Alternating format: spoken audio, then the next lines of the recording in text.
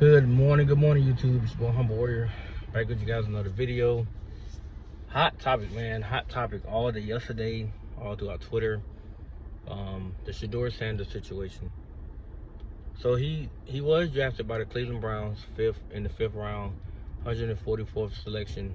They did trade up with Philly to get that spot and to draft arguably one of the biggest lightning rods in college football today.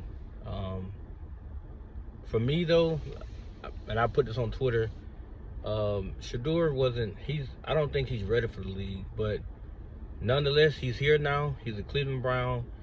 And let's think about this for a second. He's going into a quarterback room that has Joe Flacco, Super Bowl winning quarterback, Kenny Pickett, a journeyman, Dylan Gabriel. He was a third-round selection by the Cleveland Browns. And Deshaun Watson got injured again, so he's completely off the books until 2026. So right now, the position for quarterback is wide open. I think that where he got drafted, it should have been higher. I thought he should have been a third-round pick. But the reports that came out, you can't dispute him bombing an interview with the Giants. Him being arrogant, being super cocky. Like, none of the other quarterbacks did this, but they do bring up Baker Mayfield. They bring up other guys being cocky, but was that during the interview process or was that after they had got the job? You know, when you do an interview, you're supposed to be humble. You're supposed to be showing a different side that will make a company say, we actually need him because he can actually bring a very useful vibe to the environment and the workforce that we desperately need or that we're trying to improve upon. When you come in there thinking that you are the ish, nobody wants to be a part of that. Nobody wants to deal with that. And the character issues that did arise, which we saw from last season and the year before that, it caused some major concerns. Not to mention that Dion himself said that he wouldn't go to a team that was like Cleveland or, I guess the Jaguars or organizations that actually sucked. If he could, they would pull an Eli where he would demand to be traded somewhere else. But Dion had undeniable talent. That's why he said what he said when he interviewed teams. He was like, I'm not gonna be down there when you get ready to draft anyway, so this is a waste of my time. Because he already knew he was a top 3 pick, and he was third. I think he was a third overall selection by the Atlanta Falcons in '91. So he wasn't gonna be in the bottom tier of the first round. No, he's already gonna be gone. But your son ain't you. So for him to sit there and act like he was doing him a favor by sitting down with them when clearly he hasn't even played that level yet, and in college he didn't display all the tools necessary to show that he can be a franchise quarterback, it makes no sense to do that.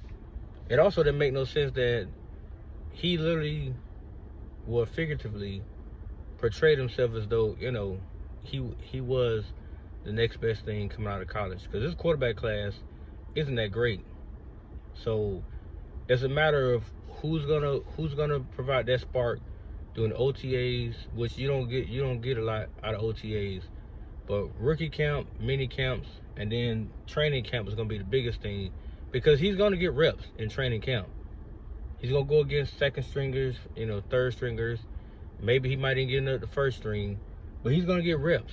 The question becomes, in those reps, how well does he perform? How much will he gain separation from Dylan Gabriel and Kenny Pickett? How much separation? Because they already know that Cleveland will go into the season with 3 quarterbacks.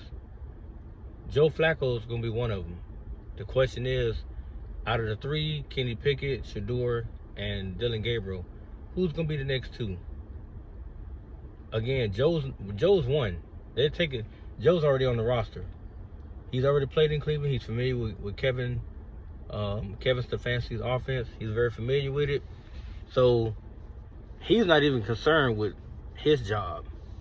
The better question becomes, which out of those 3 gets the last 2 slots.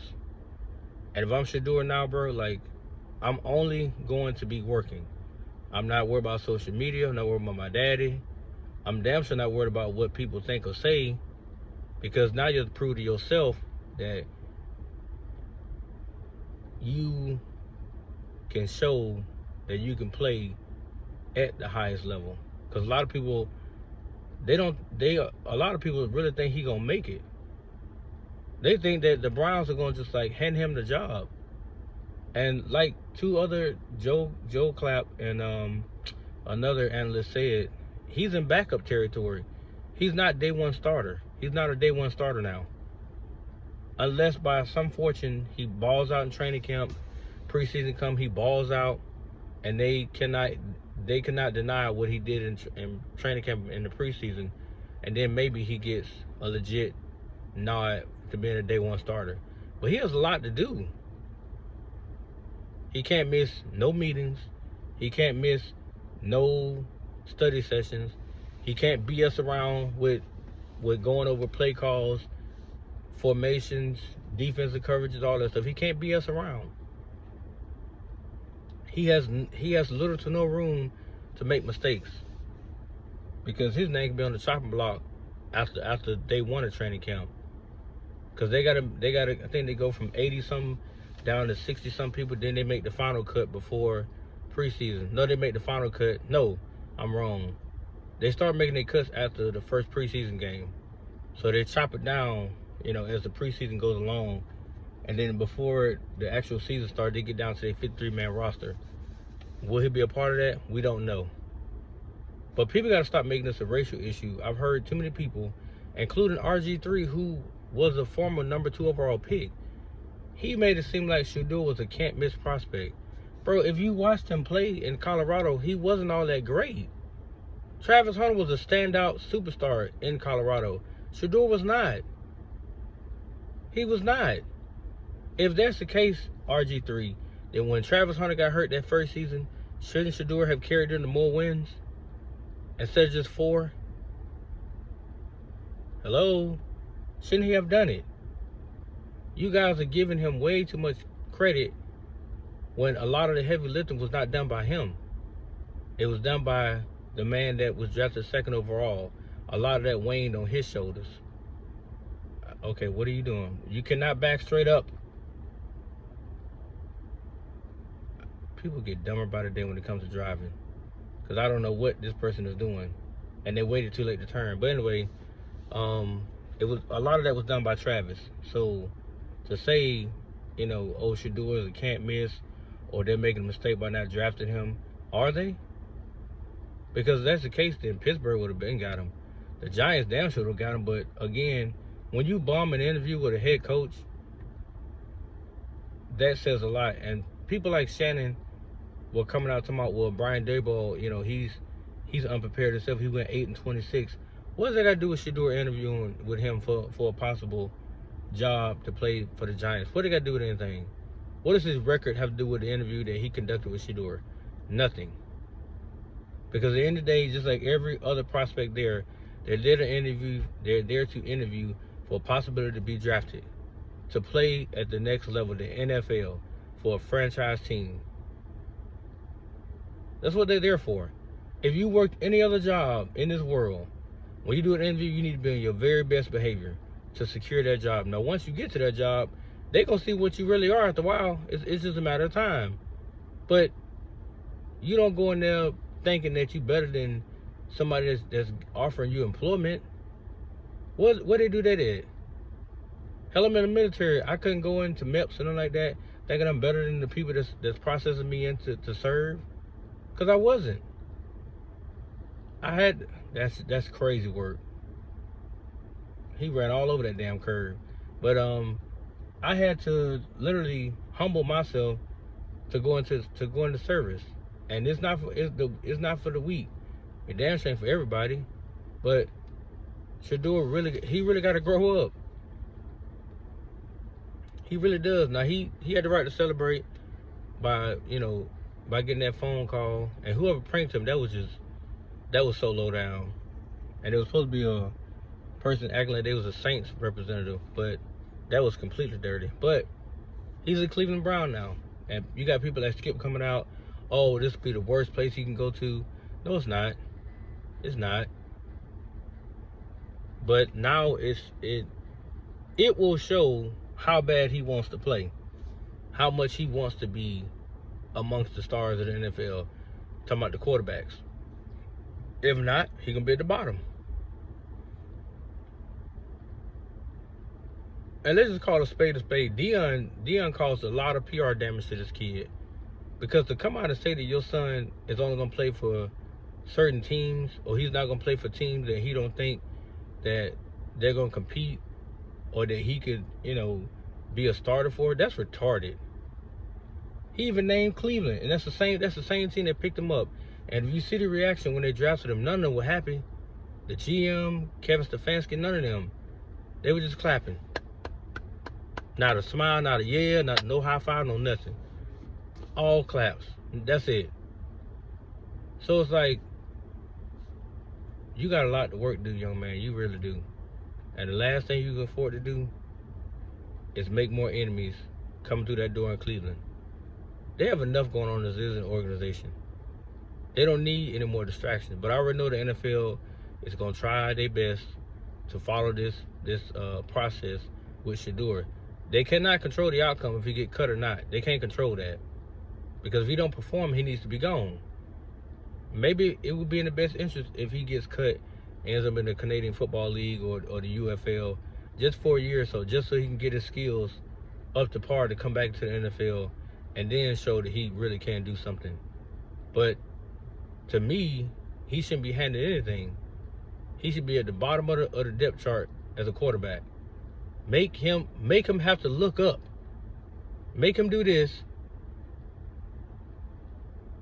to understand what it's like to be at the bottom.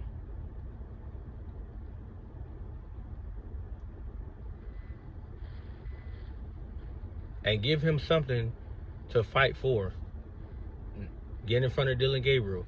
Get in front of Kenny Pickett. Eventually get in front of Joe Flacco. Make him work to do those things. And for the love of God, Deion, do not get yourself involved with the process of your son going through training camps, going through all those camps, because you're only going to make it worse for him. That coach is not going to listen to you. He doesn't care. He's there to win football games. He's there to put that team in the best possible position and they got a watered down conference as well, because Cincinnati's not that great. Baltimore is really good, and Pittsburgh is questionable. So it's a winnable division for the Browns, but damn, the man back against the wall, because he went 3-14 last season with no quarterback. So he's looking for somebody to take the reins and take over. I'm not gonna say and tell you Sheduer, because I don't know. I'm pretty sure right now if I had to put my money on it, Joe Flacco gonna be starting. But again, from Kenny Pickett, Dylan Gabriel, and Sheduer, which three are gonna be the final two on the roster come game day? And who's really gonna be the day one starter? If Sheduer fights and claws and he earns the starting job, I'm not gonna be upset. But it should not be, here you go. We know you're Coach Prime's son, so we're gonna give you the opportunity and see what you can do in day one. No. Because out there in that next level, if he does what he did in college, he's gonna have a lot more turnovers than touchdowns. Because some of the throws he made in college, some of those were interceptable passes. And we already know at the next level, they're going back the other way. So let's see what he does moving forward, and we all can make a fair assessment from there as the season goes along. But stop this notion. He was drafted where he earned his draft placement at. Stop sitting here saying that the NFL screwed this up. No, he screwed it up. Him and Deion both fucked this up. So moving forward, call a spade and live in the truth. Stop making up excuses and stop living in a fantasy about how the NFL screwed up Sheduer Sanders' opportunity to be a first-round pick. NFL had nothing to do with that. Okay? Alright, with that being said, guys, let me know what you think about the video. I know it was a little bit longer than I normally do, but let me know what you think, man. Like, comment, subscribe, and I'll be hitting you back with more. Peace.